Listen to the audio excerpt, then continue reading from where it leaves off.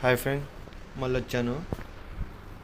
చూడండి ఫ్రెండ్, ఇసుక మోస్తున్నాం. ఇవాళ ఇసుక మోసి ఒక కట్టకు మోయాలి. కట్టకు వచ్చేసి 20 బొచ్చలు మోయాలి.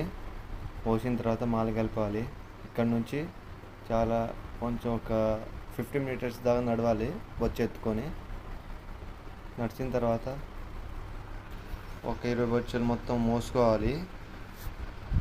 మోసుకున్న తర్వాత మనం సిమెంట్ కలపాలి. ఇప్పుడు సిమెంట్ కలుపుతున్నా. సిమెంట్ పోసేసి మాల కలపాలి. ఇప్పుడు సిమెంట్ పోసేసి ఇలా నేర్పేసి పార తీసుకొని మాల కలపాలి.